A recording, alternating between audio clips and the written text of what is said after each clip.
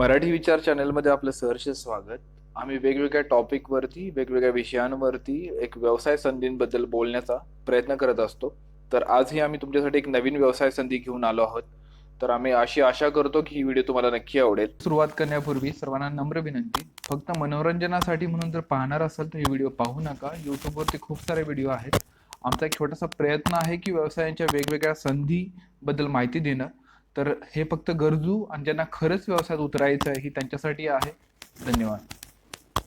या वर्षाचं पहिलं क्वार्टर छोट्या मोठ्या कंपन्यांसाठी झिरो प्रोडक्शनमध्ये गेलेलं आहे. त्यामुळे कुठे ना कुठे तर कॉस्ट सेव्हिंगसाठी प्रत्येक कंपनी असा विचार करते की आपल्याकडे जे अनवॉन्टेड मटेरियल पडलेलं आहे त्याला मार्केटमध्ये जर सेल करून थोडा रेव्हेन्यू जनरेट करू. तसेच इम्पोर्ट करण्यापेक्षा लोकलाइज एरियामध्ये जर काय आपल्याला जर सेकंड हँड मटेरियल भेटलं आणि त्यातून जर प्रोडक्शनला काही करू शकलो, छोटे मोठे आयडियाज करू शकलो, कायझन्स करू शकलो तर कॉस्ट सेव्हिंग करता येते. तर याच्यामध्ये जो मेन प्रॉफिटेबल गोष्ट राहते ते म्हणजे स्क्रॅप हँडलिंग पर्सन्स की जो त्याचा व्यवसाय करतात. यामध्ये फक्त गरज आहे की प्रॉपर स्ट्रॅटेजी करून माल व्यवस्थित हँडल करून सप्लाय करणं आणि या संधीचा फायदा घेणं. आज आपण प्रयत्न करणार आहोत की जो स्क्रॅप बिझनेस किंवा आपण जो भंगार व्यवसाय म्हणतो की त्याच्याबद्दल माहिती काढून घ्यायचं की त्याच्यामध्ये आपण लायसन्स कसं घ्यायचं, रजिस्ट्रेशन कसं करायचं, सरकारी कॉन्ट्रॅक्ट्स कसे घ्यायचे, कोणते बेस्ट त्याच्यामध्ये पण आपण बिझनेस करू शकतो, त्याचं प्लॅनिंग कसं करायचं आणि त्या बिझनेसला मोठं करायची स्ट्रॅटेजी कशी करू शकतो, या गोष्टींचा आज आपण ह्या व्हिडिओमध्ये विचार करणार आहोत. तर ही व्हिडिओ स्टार्ट करतोय. तर ह्या व्हिडिओला लाईक करायला विसरू नका आणि चॅनलला नक्की सबस्क्राईब करा. भंगार व्यवसायाबद्दल जर बेसिक सगळ्यांना माहिती असेल तर आपण नेहमी पाहतो की जे व्यावसायिक असतात ते आपल्याकडून खूप कमी किमतीमध्ये आपल्याकडून मटेरियल घेतात, ते स्टोअर करतात आणि नंतर खूप जास्त किमतीमध्ये ते कंपन्यांना विकतात. एवढीच बेसिक माहिती आपल्याला आहे या व्यवसायाबद्दल. आज या व्हिडिओमध्ये आपण पाहणार आहोत की सरकारी कॉन्ट्रॅक्ट कसं घ्यायचं, खाजगी कंपन्यांना माल कसा पोहोचवायचा, रिसायकल युनिट कसं उभं करायचं, तसेच मोठ्या व्यावसायिकांना माल पोहोचवून पण आपण व्यवसाय कसा करू शकतो, तसेच आपण स्वतः काही विकायचा प्रयत्न करू शकतो का. व्यवसायाला सुरुवात करण्यासाठी जर काही बेसिक रिक्वायरमेंट असेल तर त्या 3 मेन गोष्टी आहेत की आपल्याजवळ 3 ते 4 गुंठे जमीन असावी, जी नॉन रेसिडेन्शियल एरियामधली असते तर खूप चांगली गोष्ट आहे. 3 ते 4 कर्मचारी वर्ग असावेत आपल्या खाली काम करणारे. तसेच आपल्या अकाउंटवरती 3 ते 5 लाखापर्यंतची इन्व्हेंटरी असावी आणि ते अकाउंट खेळतं असावं. जेव्हा आपण हा व्यवसाय चालू करायचा विचार करतो त्यावेळेस आपले डॉक्युमेंटेशन स्ट्रॉंग असणं खूप गरजेचं आहे. त्याच्यामध्ये आपली एक प्रायव्हेट लिमिटेड फर्म असणं गरजेचं आहे. त्याच्यानंतर आपल्या बँकेमध्ये करंट अकाउंट असणं गरजेचं आहे. जर आपल्याला गव्हर्नमेंटचे टेंडर्स वगैरे घ्यायचे आहेत तर आपल्यासाठी डिजिटल सिग्नेचर म्हणजे DSC तसेच GSTचे रजिस्ट्रेशन असणं गरजेचं आहे. तसेच टेंडर्स घ्यायला सुद्धा आपल्याला MSME कडे आपली नोंद असणे गरजेचं असतं. तर ह्या बेसिक गोष्टी आहेत त्या आपल्याला करून ठेवणं खूप गरजेचं आहे. सर्वांचं ध्येय असतं की गव्हर्नमेंटचे कॉन्ट्रॅक्ट घ्यायचं.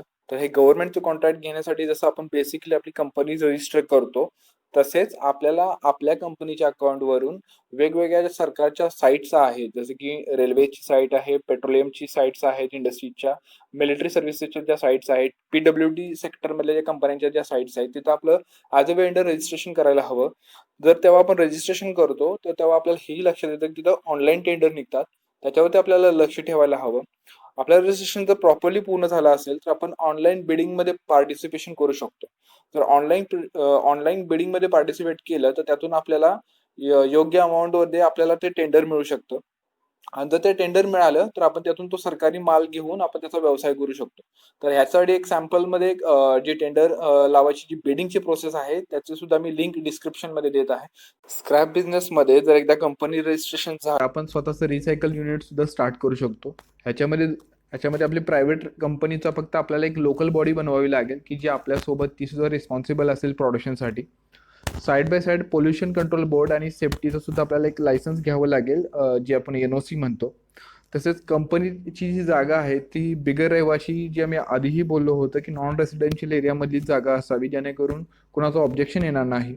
आणि तसंच सर्व बाजूनी ते एन्क्लोज जागा करून, बंदिस्त जागा करून जर व्यवस्थित मटेरियल व्यवस्थित ठेवता येईल एवढी जागा ती पाहावं आणि मग आपण त्याच्यामध्ये रिसायकल युनिटचा व्यवसाय करू शकतो.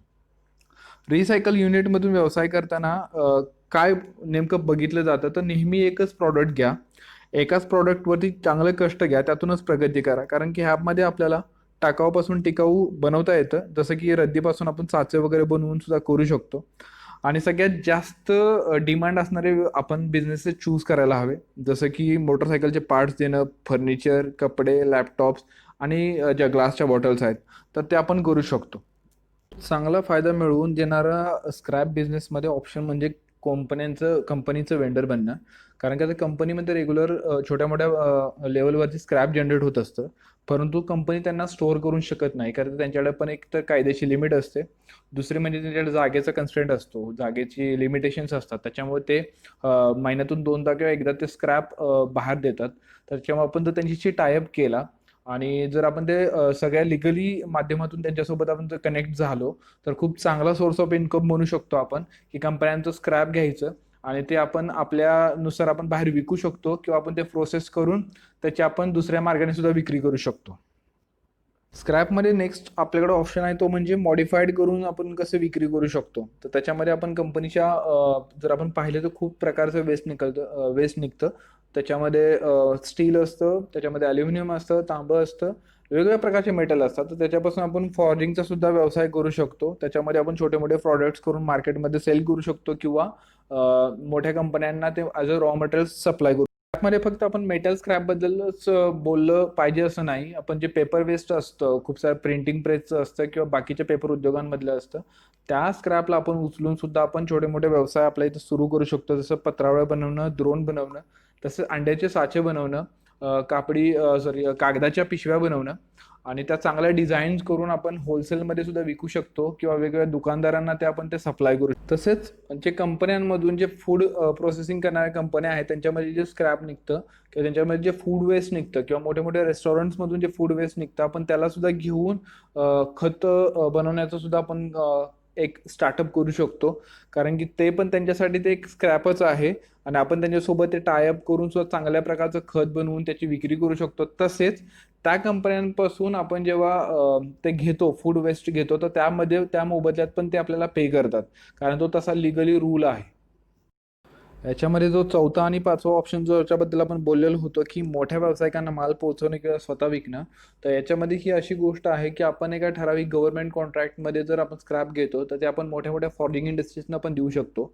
तसेच जर आपण काही कंपन्यांमध्ये ज्या स्टीलचे शीट्स वगैरे बनवायच्या कंपन्या आहेत, तर त्यांचं आपण कॉन्ट्रॅक्ट घेतलं, तर ते आपण त्या फॉर्जिंग करणाऱ्या कंपन्यांना किंवा दुसरं मेटल ज्याच्यामध्ये ते मेल्टिंग प्रोसेस करतात त्यांना आपण देऊ शकतो. आणि स्वतः विकण्याची जी गोष्ट होती त्याच्यामध्ये असं आहे, की आपण खूप सारं स्क्रॅप जे लोकं पर्सनल लेव्हलला आणून विकतात छोट्या-छोट्या अमाउंटमध्ये 10 किलो, 20 किलोच्या अमाउंटमध्ये आणून गोळा करून विकतात. आपल्याला सेल करतात. तर ते आपण कलेक्ट करून त्याला मॉडिफाईड करून सुद्धा व्यवस्थित करून आपण ते विकू शकतो. तर ह्या 2 छोट्या आहेत, की ज्या आता खूप मोठ्या प्रमाणात प्रत्येक ठिकाणी होतात, की लोकं कंपनीला देतात किंवा स्वतः विकतात. परंतु ज्या मेन गोष्टी होत्या त्यामध्ये सरकारी कॉन्ट्रॅक्ट घेणं किंवा आपण खाजगी कंपन्यांना तो माल पोहोचवणं किंवा आपलं एक स्वतःचं रिसायकल युनिट करणं, यामध्ये आपली लोकं खूप सध्या कमी आहेत. तर ह्याकडे आपण सगळ्यांनी पाहायला हवं एकदा. हा व्यवसाय एवढा इम्पॉर्टंट आहे, की त्याचं नियोजन करणं खूप गरजेचं आहे. तर त्याच्यामुळे ह्याचं नियोजनामध्ये नेहमी हे पाहायला हवं, की आपण स्क्रॅपमध्ये पण 1 किंवा 2च आयटम धरून जर राहिलो आणि त्याचा व्यवसाय केला, तर आपण खूप पुढे जाऊ शकतो. त्याच्यामुळं नेहमी 1 किंवा 2च आयटम उचला आणि त्याच्यावरतीच व्यवसाय कॉन्सन्ट्रेट करा. या व्यवसायाचं नियोजन करताना नेहमी त्याची जागा ठरवणं खूप गरजेचं आहे. कारण का तर तुम्ही आत्ता जर जागेचा विचार नाही केला, तुमचा व्यवसाय वाढला आणि जर तिथल्या लोकलाइज लोकांनी त्याच्यानंतर आक्षेप घेतला, तर तुमचा चांगला वेल सेट झालेला व्यवसाय सुद्धा तुम्हाला गव्हर्नमेंट बॅन करू शकतं. त्याच्यामुळे चांगल्या जागेची निवड करूनच मगच ह्या व्यवसायात पडा, हे तितकंच गरजेचं आहे. नियोजनमध्ये सगळ्यात महत्त्वाची गोष्ट म्हणजे मार्केट स्टडी. कारण का आता जिथं तुम्ही स्टार्ट करत आहात, तिथं तुमचे कॉम्पिटिटर्स कोण आहेत? त्यांनी कसे दर लावलेले आहेत? मार्केट दर काय आहेत? त्यात किती चढ-उतार आहे? आणि तुम्हाला कोणत्या पॉईंटवरून सुरुवात करायला हवी? हे पाहायला हवं. का तर तुमचा स्टार्टअप होता, तर तुमचे कॉम्पिटिटर्स तुमच्यापेक्षा डाउन रेट्स करून तुमचा पूर्णच्या पूर्ण व्यवसाय बसवू शकतात. त्याच्यामुळे मार्केट स्टडी करणं तितकंच महत्त्वाचं आहे. जेव्हा तुम्ही प्रॉपरली नियोजन करून तुमचा व्यवसाय चालू करता, तो व्यवसाय जेव्हा सेटल होतो, तेव्हा त्या व्यवसायाला ग्रो करण्यासाठी तुम्हाला काही डेफिनिट स्ट्रॅटेजीज आखाव्या लागतील. ह्या चेंजेस होऊ शकतात, परंतु ह्या काही सॅम्पल स्ट्रॅटेजीज आहेत, त्या सगळेजण फॉलो केलं तर लवकर मार्केट ग्रो होऊ शकतं. बिझनेस स्ट्रॅटेजीमध्ये नेहमी महत्त्वाची गोष्ट म्हणजे तुमचं जे इम्प्रेशन असतं तेच नेहमी तुमच्याबद्दल, तुमच्या टोटल प्लॅनिंगबद्दल सांगत असतं. त्याच्यामुळे जरी तुमचा स्क्रॅप मटेरियलचा बिझनेस असला, तरी त्याचं ओव्हरऑल प्रेझेंटेशन चांगलं असावं. ते सर्व मटेरियल नीटनेटकेप्रमाणेच ठेवलेलं असावं. खूपदा लोकांचा असा गैरसमज असतो, की जे लोकं स्क्रॅपचा व्यवसाय करतात त्यांच्याकडे नेहमी चोरीचाच माल येतो. परंतु तुम्ही कधीही अशी चूक करू नका, की चोरीचं मटेरियल किंवा जी लोकं मोठ्या-मोठ्या चोऱ्या करतात, ते मटेरियल स्क्रॅपमध्ये विकायचा प्रयत्न करतात. तसं करू नका. जर चुकून तुम्ही सापडलात, तर तुमची आत्तापर्यंतची मेहनत थोड्याशा पैशांसाठी खराब तर होईलच होईल, पण त्याच्यानंतरचा व्यवसाय तुमचे सगळे जे काही टेंडर्स वगैरे असतील, तुमचे जे टाय-अप्स असतील, ते सगळे तुटून जातील. तर त्याच्यामुळे चुकूनही चोरीचा माल ॲक्सेप्ट करायची तयारी ठेवू नका. सगळ्यात छोटी पण कंटिन्युअसली इन्कमची स्ट्रॅटेजी म्हणजे जर तुमच्याकडे खूप सारं स्क्रॅप मटेरियल असेल, तर त्याच्यामध्ये जो छोटा-मोठा जर सेल होत असला, जो रोज 10 किलो, 5 किलोचा जरी सेल होत असला, तर तो करायला कधीच नाही म्हणू नका. कारण की या छोट्या-छोट्या सेलमधून तुमची एक इमेज जात असते. लोकांपर्यंत इमेज कॅरी होत असते, की आपल्याला इथं मटेरियल मिळू शकतं. त्यामुळे ती छोटी ऑर्डर, ते छोटा सेल कधी ना कधी मोठ्या सेलमध्ये कन्व्हर्ट होऊ शकतो. त्याच्यामुळे त्या गोष्टींना डिनाय करू नका. सगळ्याच व्यवसायांना लागू होणारी स्ट्रॅटेजी म्हणजे कॉन्टॅक्ट्स वाढवणं. खूप लोकांच्या कॉन्टॅक्ट्समध्ये राहा. तुमच्या डेली रुटीन्सवाले तुमचे सप्लायर्स, तुमचे वेंडर्स, तुमचे छोटे-मोठे जे तुम्हाला सर्व्हिस प्रोव्हाईड करतात ती लोकं, तसेच आसपासच्या गावातली मोठी लोकं, मोठे व्यावसायिक आणि तुमचे कॉम्पिटिटर्स सर्वांच्याच कॉन्टॅक्टमध्ये राहा. कारण का हा असा व्यवसाय आहे की तुम्हाला सर्व चारी बाजूंवरती लक्ष ठेवावं लागतं. का तर चारही बाजूंकडून तुम्हाला मित्र मिळू शकतात. चारही बाजूंमधल्या एका तरी दिशेनं कुठं ना कुठून तुम्ही ऑर्डर अरेंज करू शकता. त्याच्यामुळे लोकांच्या टचमध्ये राहणं ह्या व्यवसायासाठी खूप गरजेचं आहे. नेहमी व्यवसाय जसा-जसा वाढत जातो, तसतसे आपले मित्र वाढतात, तसतशी आपले शत्रू वाढतात. जे आपल्याला दिसत नसले तरी ती लोकं कुठे ना कुठेतरी आपल्या वाईटावरती टपलेले असतात. त्यामुळे नेहमी नम्र राहा. सर्वांशी गोड बोलून आपलं काम काढण्यावरती फक्त लक्ष द्या. तेच आपल्याला शेवटपर्यंत हा व्यवसायामध्ये टिकवून ठेवेल. अपकमिंग डेजमध्ये ज्या व्यवसायामध्ये चांगली संधी बनू शकते, तो स्क्रॅप बिझनेस. त्याच्यामध्ये कसं आपण रजिस्ट्रेशन करू शकतो, कसं आपण कंपन्यांसोबत कनेक्ट करू शकतो, छोट्या-मोठ्या प्रकारे आपण कसं इन्कम करू शकतो. तसंच ह्या व्यवसायामध्ये काय स्ट्रॅटेजी करायला हवी, कसं प्लॅनिंग करायला हवं, तसेच कसे कॉन्टॅक्ट्स करायला हवेत, जेणेकरून हा आपल्याला व्यवसाय वाढवून संधीचं सोनं कसं करता येईल, या सर्व गोष्टींचा आपण विचार करायचा छोटासा प्रयत्न केला आहे. तसेच डिटेल इन्फॉर्मेशन आम्ही डिस्क्रिप्शनमध्ये पण देऊ, की आपण कसं रजिस्ट्रेशन करायला हवं, कसं बिडिंग करायला हवं, कसे कॉन्टॅक्ट्स करायला हवे, त्याची पण आपण माहिती तर द्यायचा प्रयत्न करतोय. तर आम्ही अशी आशा करतो, की तुम्हाला व्हिडिओ आवडली असेल. तर नक्की लाईक करा. कमेंटमध्ये तुमचा रिस्पॉन्स कळवायला विसरू नका. चांगलं असेल, वाईट असेल, आम्हाला सर्व काही स्वीकृत आहे.